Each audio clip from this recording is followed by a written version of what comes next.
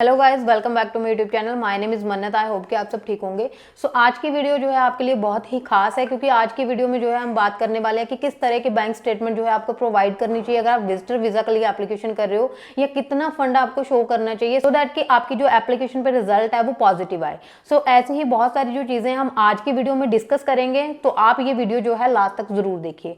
Let's start the video. सबसे पहले तो ये समझना जरूरी है कि जो भी चीजें हम फाइनेंशियली जो है प्रोवाइड कर रहे हैं उसका मोटिव क्या है। तो देखो, जब भी आप किसी भी कंट्री के लिए वीजा एप्लीकेशन करते हो, खास करके विजिटर वीजा के लिए एप्लीकेशन करते हो, तो उस कंट्री की गवर्नमेंट ये चेक करना ज्यादा जरूरी समझती है कि क्या आप इतना स्टेबल हो अपनी होम कंट्री में कि आप एक इंटरनेशनल जो ट्रिप है वो कर सकते हो। और उसके लिए ये चेक करना जरूरी है कि आपका इनकम सोर्स क्या है, आपके पास इनकम किस किस इनकम सोर्स से आ रही है, कितनी इनकम आपके पास आ रही है, और वो इनकम जो है कैसे जा रही है आगे, उसमें से आप सेविंग कितनी कर रहे हो, उसमें से आपका एक्सपेंस कितना है, या आपके पास अभी जो अमाउंट है क्या वो जस्टिफाइड है या नहीं है। तो इसके पीछे हमारा मोटिव यही होता है कि हम वीजा ऑफिसर को सेटिस्फाइड कर सके कि मैं अपनी कंट्री में स्टेबल हूं, और मुझे किसी भी चीज को आपकी कंट्री में आके ये देखने की नीड नहीं है कि मैं यहाँ पे कोई भी सेटलमेंट का ऑप्शन देखूं या फर्दर मैं कोई कन्वर्जन का जो है ऑप्शन देखूं। तो ये सारी चीजें ही जो चेक की जाती हैं, और इसीलिए हम जो है फाइनेंशियल डॉक्यूमेंट प्रोवाइड करते हैं, सो दैट कि हम उनको ये चीज बता सकें कि मुझे आपकी कंट्री में किसी भी सेटलमेंट ऑप्शन देखने की जरूरत नहीं है। दूसरी चीज ये है कि अगर हम ये बात करें कि आपको किस तरह की बैंक स्टेटमेंट जो है प्रोवाइड करनी चाहिए, तो उससे पहले ये जानना जरूरी कि आपके बैंक स्टेटमेंट में क्या क्या देखा जा रहा है। तो सबसे पहले जो देखा जाएगा वो ये है कि आपके पास अभी करंटली इनकम सोर्स क्या है, कहां कहां से आपको इनकम आ रही है, इनकम आने के बाद उसमें से आपका खर्चा कितना है, या आपका जो एक्सपेंस है वो कहां कहां पे जा रहा है, और उसके बाद आपके पास जो सेविंग बच रही है वो कितनी बच रही है। ठीक है, अभी होता है क्या कि बहुत सारे लोग जो हैं जल्दबाजी में ये चीज करते हैं कि पहले तो उनकी जो इनकम आती है वो 1-1.5 लाख रुपए आती है, इतनी ही एंट्री जो है मंथली उनकी जो बैंक स्टेटमेंट में इतनी ही ट्रांजेक्शन जो है घूमती है।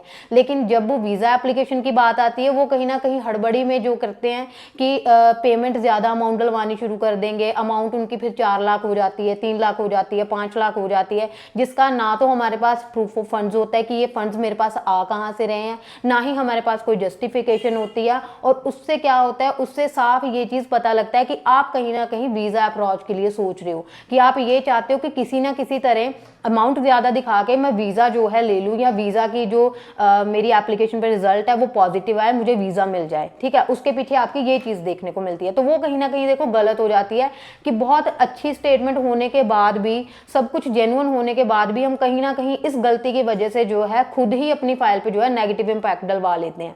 ठीक है, उसके बाद क्या होता है कि बहुत सारे लोगों को ये कंफ्यूजन रहती है कि अभी हम बैंक स्टेटमेंट अगर मेंटेन करनी है तो कैसे करनी चाहिए। तो सबसे पहले तो ये देखना चाहिए कि अभी तक आपकी जो स्टेटमेंट है उसमें किस तरह की एंट्री है, किस तरह की ट्रांजेक्शंस हैं, उसके बिहाफ पे आपने जो है एनालिसिस करना होता है कि इसमें अभी जो ट्रांजेक्शन होनी चाहिए कैसी होनी चाहिए। ठीक है, उसके हिसाब से आप जो है उसमें फर्दर जो है ट्रांजेक्शन कर सकते हो, उसमें से पैसे निकलवा सकते हो या जमा करवा सकते हो, या सबमिट जो भी आपका है वो आप उसको मेंटेन जो है अच्छे तरीके में कर सकते हो। और हमारे पास इनफ टाइम होता है, अगर आप वीजा एप्लीकेशन करने की सोच रहे हो या फिर अभी एप्लीकेशन आपने करनी है, तो हमारे पास इनफ टाइम होता है कि हम एक अच्छी बैंक स्टेटमेंट जो है मेंटेन कर सकते हैं। आई होप कि आपको ये चीज समझ आ रही है कि मैं क्या कहना चाह रही हूँ, कि आप किस तरह से जो है बैंक स्टेटमेंट जो है मेंटेन अपनी कर सकते हो, और बहुत इजीली आप कर सकते हो। अगर आपका ये कंफ्यूजन है कि भी आपको कैश डिपॉजिट करना है या नहीं करना, बहुत सारे लोग मुझसे पूछते हैं कि मैडम कैश डिपॉजिट करवा सकते हैं कि नहीं करवा सकते।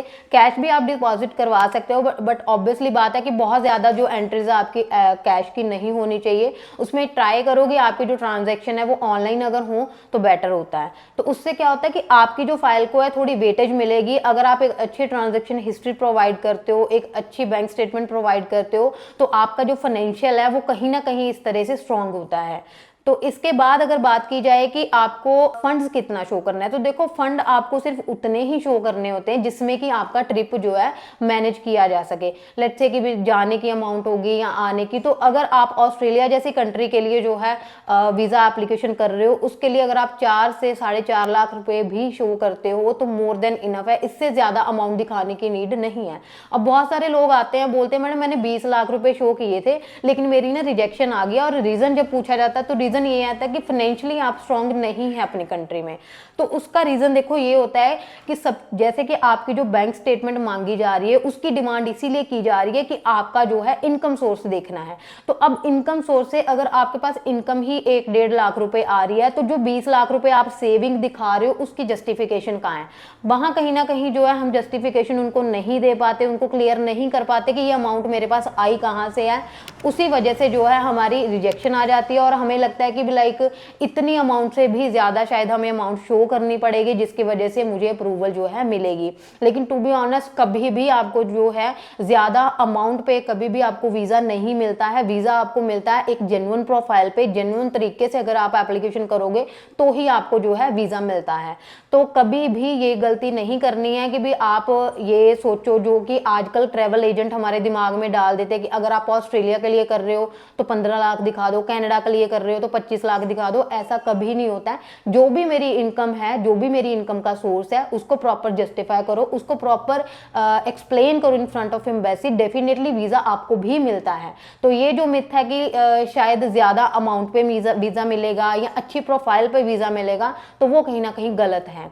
अब इसके लिए मैं आपको एक चीज बताती हूँ कि हमारे पास एक क्लाइंट है जिनकी प्रोफाइल अगर देखी जाए गवर्नमेंट सेक्टर में जॉब करते हैं, और उन्होंने जो अमाउंट अपनी शो करी थी, जो अपने बैंक में सेविंग दिखाई थी, तकरीबन 22 लाख रुपए थी, लेकिन स्टिल उनकी 6 रिफ्यूजल है। तो आप ये समझ सकते हो कि 22 लाख होने के साथ साथ और गवर्नमेंट सेक्टर में काम कर रहे हैं, और सैलरी की अगर बात करें 1.5-2 लाख रुपए उनकी जो है मंथली सैलरी है, लेकिन स्टिल बंदे की 6 रिफ्यूजल है। कैसे पॉसिबल है?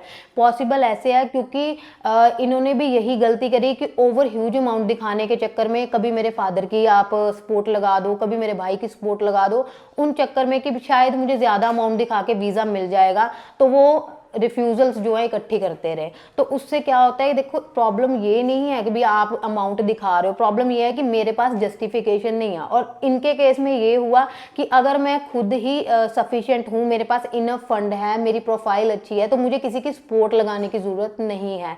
तो यही गलती इन्होंने की, ओवर ह्यूज अमाउंट दिखाने के चक्कर में इनकी सपोर्ट लगाओ, उनकी सपोर्ट लगाओ। तो अभी तक जो सपोर्ट के चक्कर में 6 रिफ्यूजल आ गई हैं, और इनको ना ही ये किसी ने सजेस्ट किया कि आपकी प्रोफाइल को किसी भी सपोर्ट की जो है जरूरत नहीं है। सो ये आपके कहीं ना कहीं कंसल्टेंट की, एडवाइजर की रिस्पॉन्सिबिलिटी बनती है कि आपकी प्रोफाइल को किस चीज की नीड है या किस चीज की नीड नहीं है, ये आपको गाइड करे। क्योंकि देखो सिर्फ फाइल लगाना मोटिव नहीं होता, मोटिव होता है कि अच्छे से फाइल लगा के आपकी फाइल पे रिजल्ट लेना। ठीक है, तो अगर अभी आपके दिमाग में ये चीजें हैं कि शायद ज्यादा अमाउंट दिखाने से ही वीजा मिलेगा, तो वो नहीं होता है। ज्यादा अमाउंट नहीं, आपकी जस्टिफिकेशन मैटर करती है कि जो आप प्रूफ ऑफ फंड्स दे रहे हो वो किस तरह से आप जस्टिफाई कर रहे हो। इसके अलावा अगर बात करी जाए कि डॉक्यूमेंट्स कौन कौन से चाहिए, कौन से डॉक्यूमेंट हम प्रोवाइड कर सकते हैं सो दैट कि मेरा जो फाइनेंशियल है उसको क्लियर कर सके, तो देखो डॉक्यूमेंट्स जो होते हैं ऐसे तो होते नहीं है कि भले 2-4 डॉक्यूमेंट मैं आपको बता दूं तो आप लगा दो।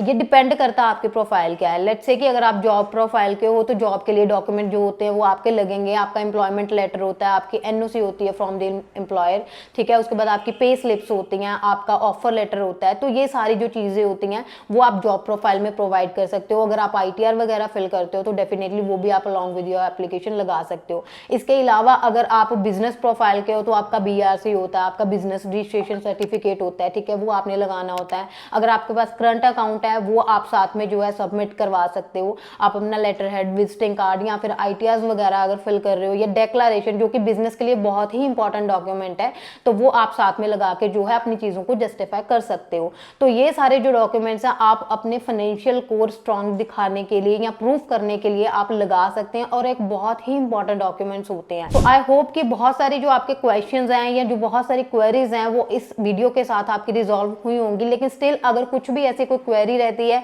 या कोई ऐसा लाइक क्वेश्चन है जो अभी थ्रू वीडियो जो है अभी आपका नहीं क्लियर हुआ, तो आप मेरे दिए गए नंबर से मेरे साथ कनेक्ट कर सकते हो, और डेफिनेटली मैं ट्राई करूंगी कि आपकी जो भी क्वेरीज है उनको रिजॉल्व कर सकूं। Thank you so much.